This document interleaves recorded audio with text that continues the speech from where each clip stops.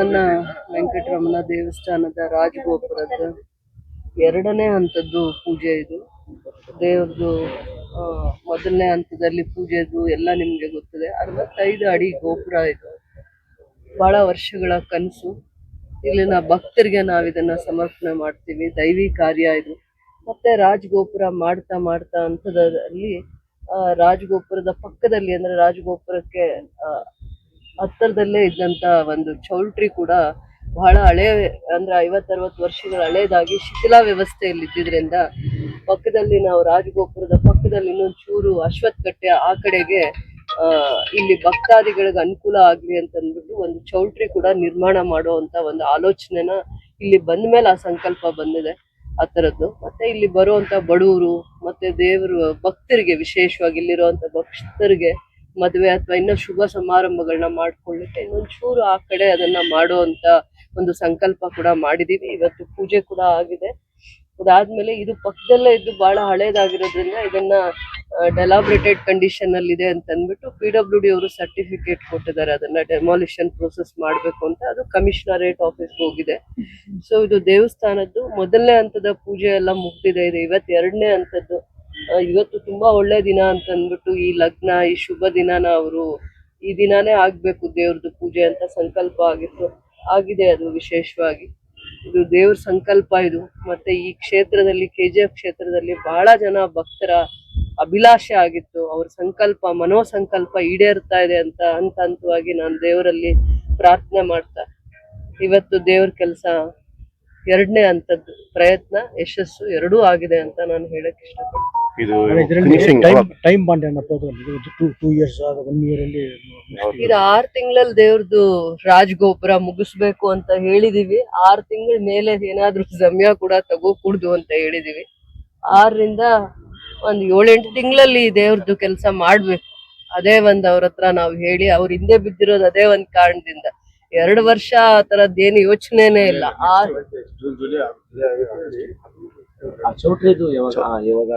ಪ್ರಾರಂಭ ಮಾಡ್ತೀರಾ?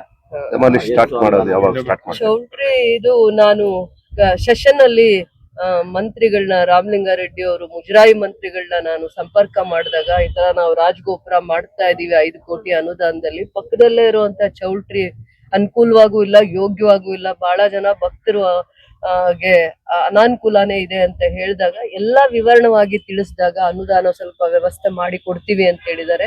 ಇಷ್ಟು ಅಂತ ಅಮೌಂಟ್ ಹೇಳಿಲ್ಲ, ಬಟ್ ಅದರದ್ದು ಎಷ್ಟು ಚೌಲ್ಟ್ರಿ ಆಗತ್ತೆ ಅನ್ನುವಂತ ಕ್ಯಾಲ್ಕುಲೇಷನ್ಸ್, ಎಸ್ಟಿಮೇಷನ್ಸ್ ಮಾಡೋದಕ್ಕೆ ಹೇಳಿದ್ದಾರೆ. ಅದು ಎಕ್ಸಾಕ್ಟ್ ಆಗಿ 3.5 ಕೋಟಿನ 5 ಕೋಟಿ ಒಳಗಡೆ ಮಾಡ್ಬೇಕು ಅಂತ ಕೂಡ ನನ್ನ ಅಭಿಪ್ರಾಯ ಇತ್ತು. ಹೇಳಿದೀನಿ ಅದನ್ನ. ಇಷ್ಟೇ ಕಾಸ್ಟ್ ಆಗತ್ತೆ ಅಂತ ನನ್ಗೆ ಮಾಹಿತಿ ಇಲ್ಲದೆ ಇರೋದ್ರಿಂದ ಅನುದಾನ ಮಾಡ್ಕೊಡ್ತೀನಿ, ಲಭ್ಯ ಮಾಡ್ಕೊಡ್ತೀನಿ ಅಂತ ಹೇಳಿದ್ರು. ನಾವ್ ಹಿಂದೆನೂ ಕೂಡ ದೇವಸ್ಥಾನಕ್ಕೆ ಯಾವುದು ಅನುದಾನನ ಕೇಳಕ್ ಆಗಿರ್ಲಿಲ್ಲ. ಅದಕ್ಕೆ ಚೌಲ್ಟ್ರಿ ಇರ್ಲಿ, ಮುಜರಾಯಿ ಇಲಾಖೆಯಿಂದ ಒಂದ್ ಸ್ವಲ್ಪ ಆದ್ರೂ ಅನುದಾನ ಬರ್ಲಿ ಅಂತ ಅಂದ್ಬಿಟ್ಟು ದೇವ್ರ ಕೆಲಸ ಮಾಡೋವಾಗ ಅದು ಒಂದ್ ಸಂಕಲ್ಪ ಆಗಿದೆ. ಅದರಿಂದ ಅದು ಕೂಡ ದೇವಸ್ಥಾನದ ಭಕ್ತರಿಗೆ, ವಿಶೇಷವಾಗಿ ಸೌಕರ್ಯಗಳಿಗೆ ಅದು ಅನುಕೂಲ ಆಗುತ್ತೆ. ಮೇಡಮ್, ಈಗ ರಮೇಶ್ ಶರ್ಮಾ ಅವರು 5 ಕೋಟಿ 10 ಕೋಟಿ ನಾನು ಕೊಡ್ಲಿಕ್ಕೆ ರೆಡಿ ಆಗಿದ್ದೀನಿ ಚೌಲ್ಟ್ರಿ ಕಟ್ಟಲಿಕ್ಕೆ ಅಂತ. ಅವ್ರನ್ನ ಸ್ವಲ್ಪ ಇದು ಮಾಡಿ ಏನಾದ್ರು ಎನ್ಕರೇಜ್ ಮಾಡಿದ್ರೆ ಆತ್ಮ ಏನಾದ್ರು ಮುಜರಾಯಿ ಇಲಾಖೆಗೆ ಬರುವಂತದ್ದು. ಇಲ್ಲಿ ಭಕ್ತಾದಿಗಳ ಜೊತೆಯಲ್ಲಿ ದೇವಸ್ಥಾನದ ಕಮಿಟಿ ಮತ್ತೆ ಅಲ್ಲಿ ಅವರ ಹಂತದಲ್ಲಿ ಏನಂತ ಒಂದು ಪ್ರೊಸೀಜರ್ಸ್ ಇರುತ್ತೆ. ಇದು ಮುಜರಾಯಿಗೆ ಸೇರೋ ಅಂತ ದೇವಸ್ಥಾನ ಆಗಿರೋದ್ರಿಂದ ದೇವಸ್ಥಾನದ ಅಭಿವೃದ್ಧಿ ಆಗ್ಲಿ, ದೇವಸ್ಥಾನದ ಪ್ರಿಮಿಸಿಸ್ ಅಲ್ಲಿ ನಾವ್ ಏನೇ ಮಾಡಿದ್ರು ಕೂಡ ನನ್ನ ನಿರ್ಧಾರ ಆಗಲ್ಲ. ದೇವಸ್ಥಾನಕ್ಕೆ ಅಂತ ಒಂದು ಇದಿರುತ್ತೆ, ಕಮಿಟಿ ಇರುತ್ತೆ, ಮತ್ತೆ ಅದಕ್ಕೆ ಅಂತ ಇಲಾಖೆ ಇದೆ, ಮಂತ್ರಿಗಳು ಇರ್ತಾರೆ, ಕಮಿಷನರ್ ಇರ್ತಾರೆ. ಎಲ್ಲಾನು ಅವ್ರ ಗಮನಕ್ಕೆ ತಂದು ಅವರ ಹಂತದಲ್ಲಿ ನಾವು ಏನೇನು ವ್ಯವಸ್ಥಿತವಾಗಿರುವಂತ ಸೌಕರ್ಯಗಳು ಬೇಕು, ಮತ್ತೆ ಬೇಡಿಕೆಗಳಿದಾವೆ, ಇಲ್ಲಿನ ಜನರ ಭಾವನೆಗಳು ಮತ್ತೆ ಭಕ್ತರ ಅಭಿಪ್ರಾಯಗಳನ್ನ ತಿಳಿಸಿ ನಾವ್ ಇವೆಲ್ಲ ಪ್ರಯತ್ನ ಮಾಡಿರುವಂತ ಮಾಡ್ತಾರಲ್ಲ ಅಂತ ಸರ್ಕಾರದ ಹಂತದಲ್ಲಿ ಅದು ಮಾತುಕತೆ ಆಗ್ಬೇಕಾಗತ್ತೆ. ಸರ್ಕಾರದ ಹಂತದಲ್ಲಿ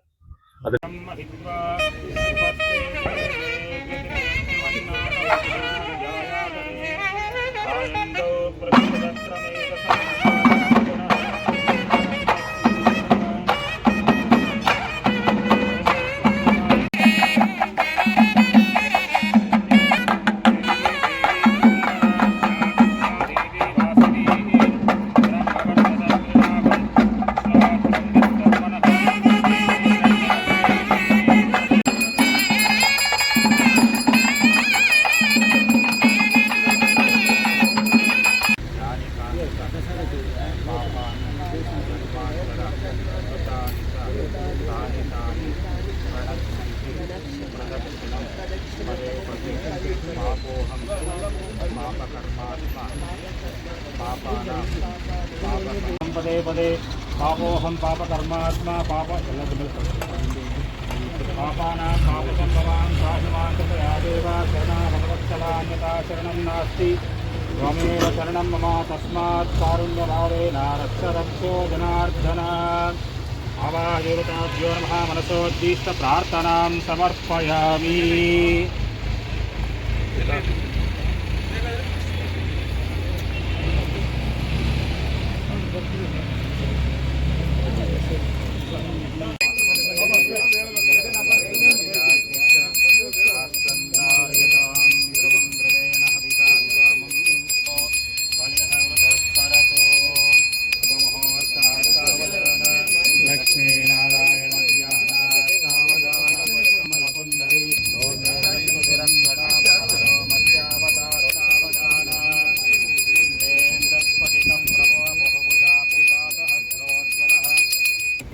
सावधान शुभमुहूर्त सावधान श्रीलक्ष्मीनारायण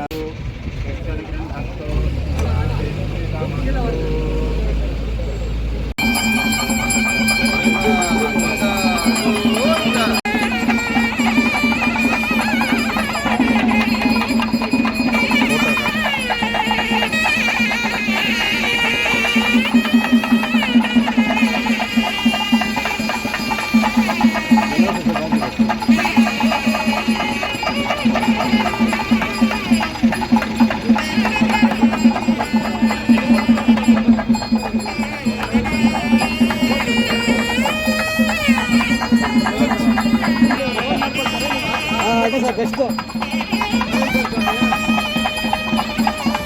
ಸಿಂಪಲ್ ಡೆಲಿವರಿ.